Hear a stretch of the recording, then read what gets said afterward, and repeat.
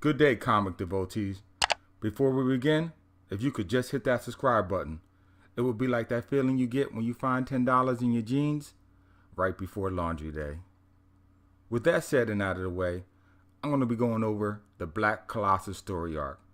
First published in 1974, Savage Sword of Conan, issue number 2. Then in 1977, a color reprint of the exact same story was published in Marvel Treasury Edition, number 15, which was a series I didn't even know existed. Next, the story appeared in 1991, the Conan the Barbarian series, issue 248 and 249. Lastly, to this date, Black Horse Comics' Timothy Truman and Tomas Giorello took a stab at the adaptation in Conan the Cimmerian series, issue 8 through 13. For this episode, I chose to go with the Savage Sword of Conan rendition. I hope you enjoy. Chapter 1, Black Colossus. Shavathos the thief furtively enters the colossal ruins of Cochemis, the ancient and powerful kingdom once ruled by the powerful wizard Fulgur Catan. This kingdom thrived when nations like Stygia and Acheron just touched the meadows of Shem. Shavata, spurred by the stories of Cochemis' unplundered wealth due to the curse of Fulgur Catan's equally enters the crumbling city. What he saw on the inside caused him great cognitive dissonance. A perfect ivory dome inscribed with strange hieroglyphs, topped by a gleaming pinnacle of gold, surrounded by decadent homes.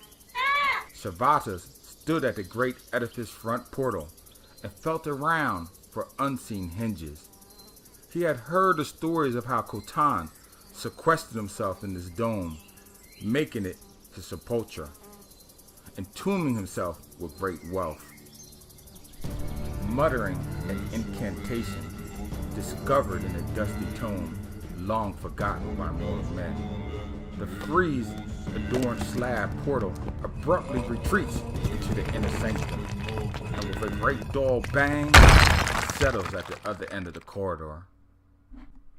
Shavata, both eager and cautious, enters the corridor when suddenly a great hooded serpent looms over him. Terrified to death, the thief covers his eyes while still holding his tulwar. With a great wrench, it is torn from his hands, and in an attempt to attack the intruder, the serpent impaled himself on Shavata's blade, thrashing its body in death throes until it lay still, never to stir anymore. With a loud grating sound, Shavata slides open the vault's interior door to reveal a room pulsating with a vermilion glow. Inside, he discovers coffers filled with silver, plates of high-gloss metals, and a floor covered with gold coins. Hypnotized by the ocean of wealth, the thief does not bother to look for a skeleton that once belonged to a long-dead priest. So overcome by his avarice, he does not even see the lurking shadow growing larger and larger until it's too late. Chapter 2, Hordes of the Veiled One. Yasmila, princess of the kingdom of Karaja, normally sleeps peacefully in her silken sheets, surrounded by her maids in waiting. But not tonight. This evening, a dark incubus appears before her among her slumbering-induced maidens. In a sibilant and human voice, the apparition reveals himself to her as Natuk, the Veiled One. In a dream state, the princess hears Natuk's plans of conquest, his conquest upon the land, upon his enemies, and lastly, his conquest upon her. Unable to bear the threats, she screams out in torture as if unseen flails lash at her back. And then with a fading, echoing sound of leather wings, the tormenting is done. Batiza, the handmaiden, runs to Yasmila's side, kneeling before her. The princess reveals the dream, and Batiza beseeches the princess to petition the forgotten oracle of Mitra. Reluctantly, Yasmila supplicates herself before the idol. A resonating voice answers her prayers, explaining to her her people's past, her brother's present predicament, and what she must do in the future to save her kingdom. Quickly, alone, Yasmila takes to the streets of Karaja, covered in a ruby silken mantle, to place the destiny of her kingdom in the hands of the first man she meets. While in the desolate streets at night, she huddles around a stone barricade, watching the shadows of a broad-shouldered man approaching. Startled, the bronze warrior reaches for the plumb of his sword until he recognized the cloaked figure as being female.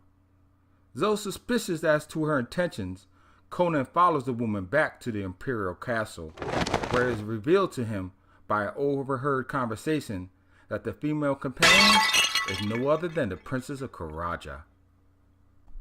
Confused as to the circumstances, Yasmila tells Conan that she intends on making him the commander of her army. While leaving the nonplussed Cimmerian in the hands of Atiza, the princess descends her chamber stairs to speak to her royal advisors. While returning to her chamber, she briskly tells them of her plan to march southwards against the invading hordes of Natuk, and the man to lead the army is no other than Conan the Cimmerian. Although with some protesting, the advisors eventually acquiesced to the princess's wishes. Now all they have to do is get the brute to look the part. At first dawn, the new commander mounts a Stygian warhorse to lead the Karaja knights, light cavalry, spearmen, and veteran mercenaries southward. Bringing up the rear is a throne-bedecked camel, carrying the most precious prize of them all. In a brief conversation, Malfun, leader of the Lancers, tells Conan the reason for the march and of Yasmila's troubled dreams. Conan ponders Malfun's words as he sits upon a stallion, which is perched upon a cliff overlooking his marching army. Slowly, the line progresses into the lower plains, spreading dust in its wake, until the line meanders around a sandstone Inselberg.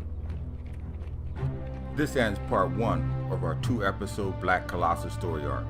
Make sure you hit that bell icon to be notified when the next episodes drop. Until then, as always, keep reading, my friends.